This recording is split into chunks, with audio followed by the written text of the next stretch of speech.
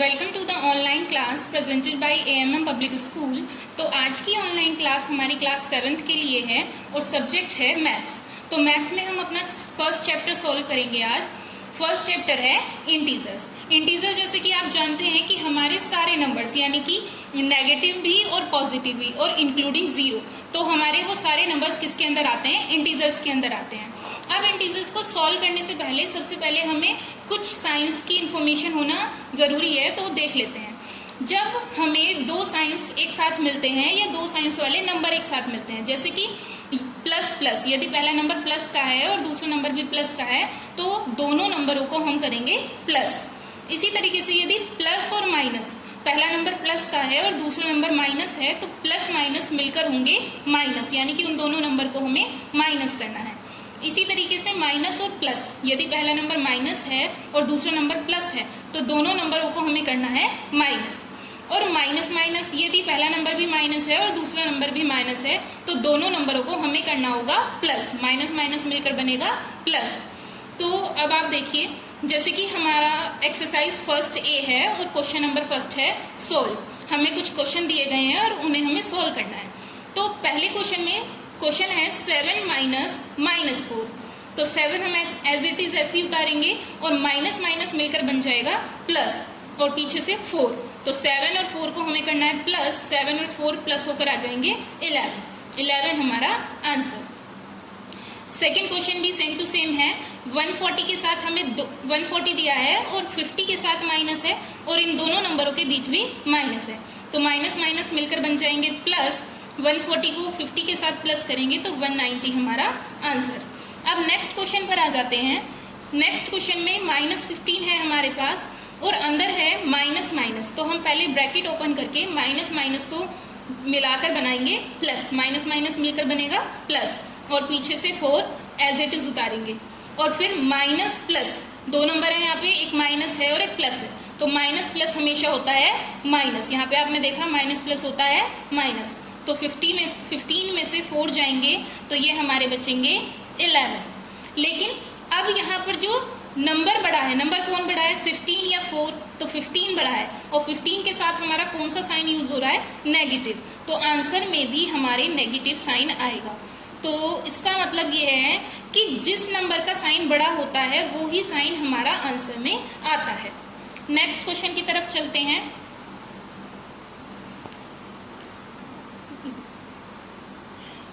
अब question number second की तरफ चलते हैं।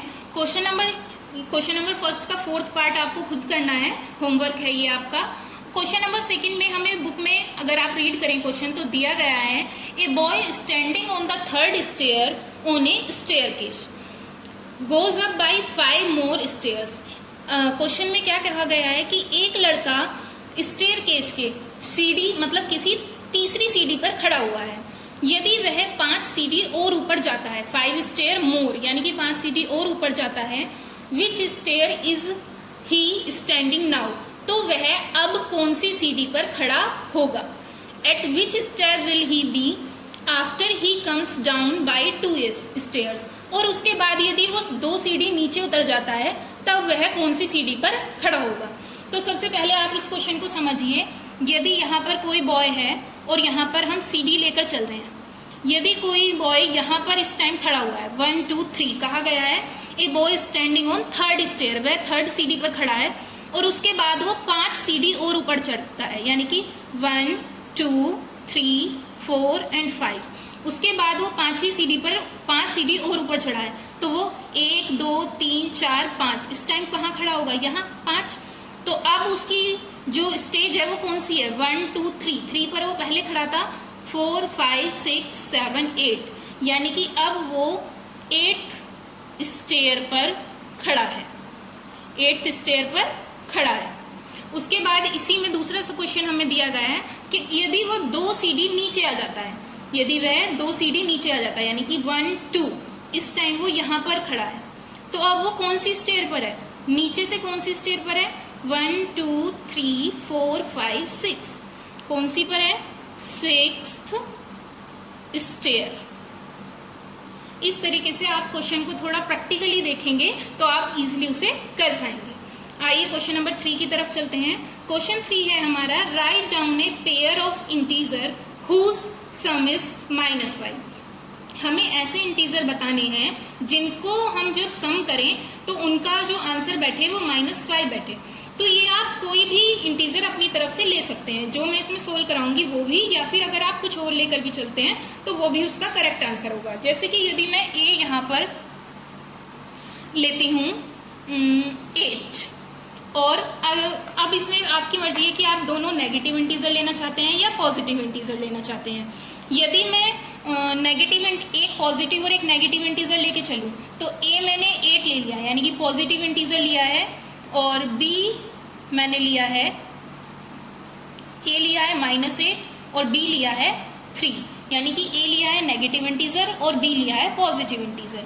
जब आप इसे करेंगे a प्लस b तो ये होगा -8 प्लस 3, माइनस प्लस माइनस होगा, 8 में से 3 जाएंगे तो 5 आएगा, और 8 बड़ा है क्योंकि 3 और 8 में 8 बड़ा है तो 8 के साथ माइनस का साइन है, इसलिए यहाँ पर भी आंसर में माइनस आएगा। तो आपने देखा जब हमने a प्लस b किया, -8 और 3 को प्लस किया तो हमारा -5 आंसर आ गया।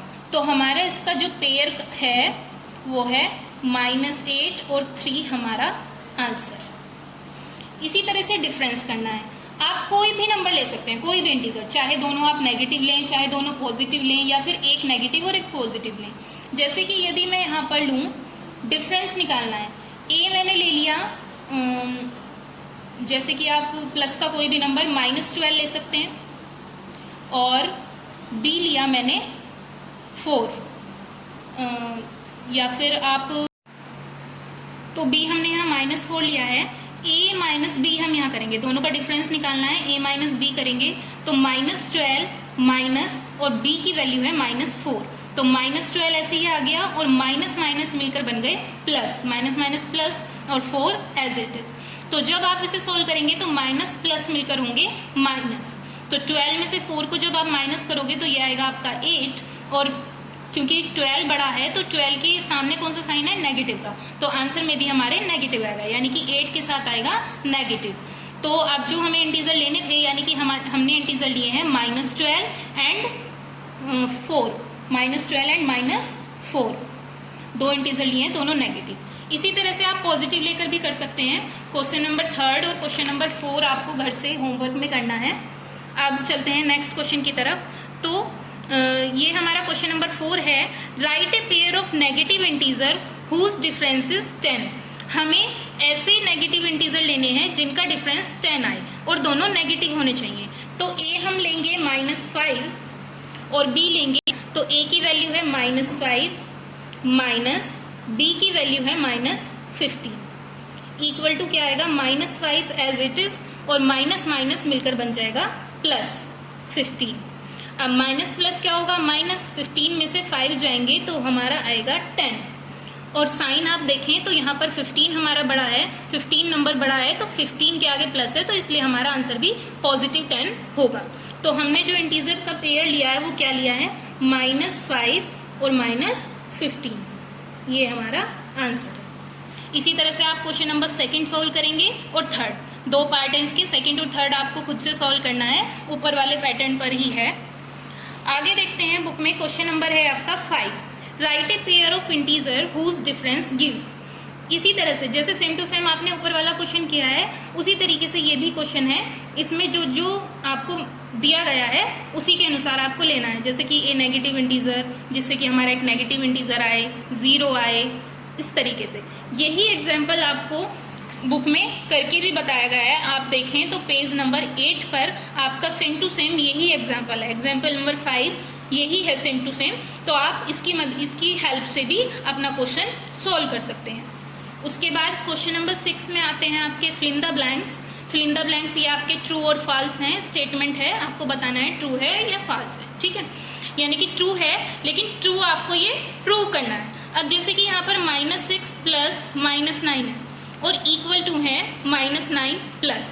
अब आप देख रहे हैं कि दोनों जो साइड्स हैं LHS और RHS के बीच इक्वल लगा हुआ है, तो जब इक्वल है तो दोनों साइड्स इक्वल होनी चाहिए। अब -6 यहाँ पर प्लस -9 और यहाँ पर -9 है, तो यहाँ पर क्या मिसिंग है इधर से, -6, तो यहाँ पर आप -6 फिल कर देंगे। इस तरह से -6 आपका यहाँ आ जाएगा। तो आपको ये सारे स्टेटमेंट ट्रू प्रूव करके बताने हैं, यहाँ पर फिल इन द ब्लैंक्स की तरह आपको इनको फिल करना है। ऊपर वाले पैटर्न की तरह आप फॉलो करें तो इजीली आप कर पाएंगे। अगले क्वेश्चन नंबर 7 में नेक्स्ट में आपको ट्रू और फॉल्स बताने हैं। इन दोनों नंबर्स को आपको सोल्व करना है और तब बताना है कि ये जो हमें मिल रहा है ये ट्रू है या फॉल्स है। जैसे कि आप इसमें देखें 5 माइनस -8 इज सेम एज 5 + 8। क्या 5 माइनस -8 सेम होगा 5 + 8 के? यस, क्योंकि माइनस माइनस मिलकर क्या बन जाएगा, प्लस। तो 5 + 8 बराबर है 5 + 8 के।